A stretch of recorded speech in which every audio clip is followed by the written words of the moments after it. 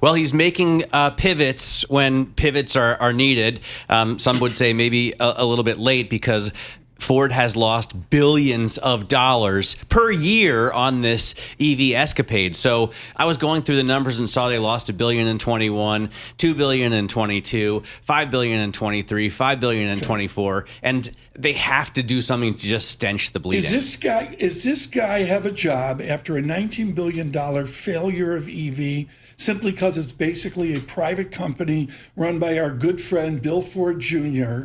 Is it basically a quasi-private company where a normal board wouldn't say, see ya?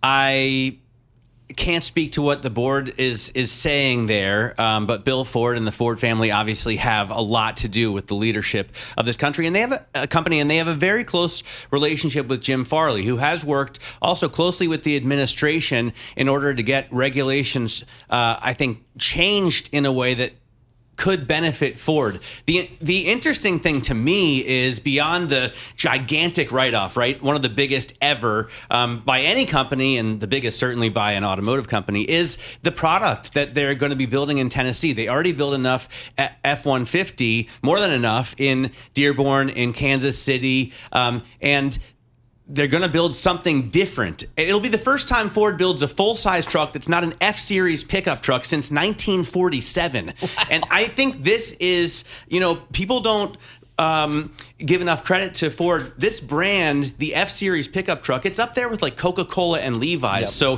huge shift. We digress to Ford. It's $94,000 a year correspondent. You had an F-150, right? Thanks to Matt Miller, he put me in the seat of an F-150 Lightning for a week. It was extraordinary vehicle at $94,000. But I thought it was an extraordinary vehicle. But Matt, where is the American public today? Well, guess what? That vehicle was purchased by rich people to use in Summit, New Jersey, in an attempt to signal values, and also because it's very fast and luxurious. But in terms of workers, right, it's been a real problem. Not only the electric powertrain, but also the aluminum-bodied Fords. They're difficult to repair. You have to have expertise and really specialized equipment. So I suspect what Ford is going to do at the Tennessee plant, which was initially designed to build what Jim Farley described as a Millennium Falcon with a back porch on it, I suspect instead of going super futuristic and EV, they're going to build a steel truck with a big V8. Across the nation this morning, we just ripped it up here on Economics Net with the jobs report coming up. Matt Miller, our auto expert. What's the name of your podcast? Hot Pursuit. Hot Pursuit. And he's an auto guy and all that. Paul Sweeney, I just want to frame out Ford total return the last decade with the dividend, 5.04% per year. Yep. I don't get the exercise. It's a tough business. Up 38% though year to date this year, the stock. So Matt, where is the American consumer as it relates to EV? How is this going to shake out, do you think?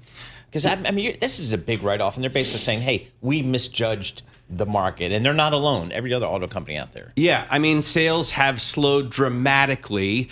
Don't forget, gotten rid of a $7,500 credit that really helped to subsidize sales, and we haven't built out the infrastructure yet that makes it easy to drive an EV for people who don't, for example, have a garage and a $2,500 charger in there. Does Rivian survive? Is there an EV competitor in America? That's a great question. Does Rivian survive? I've been in one, like Uber, and I like them. Carl Weinberg has one that he absolutely. I did not know that. That he absolutely loves. People who have them love them. I went up to his house. He wanted me to see his chickens. I took the Nash Rambler. It was before he had the Rivian. He loves. He has the pickup truck. But look, they only sell 50,000 a year. I mean, that's nothing. They need to be selling 50,000 a month in order to survive. So I don't know how that goes. Rivian has a lot of side businesses, right? They make trucks for Amazon. They're basically helping Scout to build their new truck for Volkswagen. So maybe they make money did that way. Barra and GM and Stellantis, did they have a good day yesterday? How does this fit in? You know, that's a great question because General Motors actually. It's the only time I have good questions is with Matt Miller. General Motors actually does very well with EV sales. In the first 3 quarters, Ford sold, I'm going to say, about 63,000 EVs, and General Motors sold 142,000. They have a much broader offering, and they lose less money. I mean, the margin on Ford's EVs is negative 132%, right? Compared to more than 5% for their traditional business. Hybrids. I bought a hybrid for the number 4 Offspring. He loves it. Is that the future? Hybrids are definitely the way forward. It allows you to add horsepower and torque without sacrificing fuel economy. Lisa, I'm adding horsepower and torque. Yeah. Matt, Amanda Gotti emails in from PNC. She says, wear the T-shirt next time. Your sartorial look here today. You're killing on radio. He's just styling here. You got the Larry Kudlow blue and white striped shirt going. 1980s. I'm power clashing today. You're power clashing.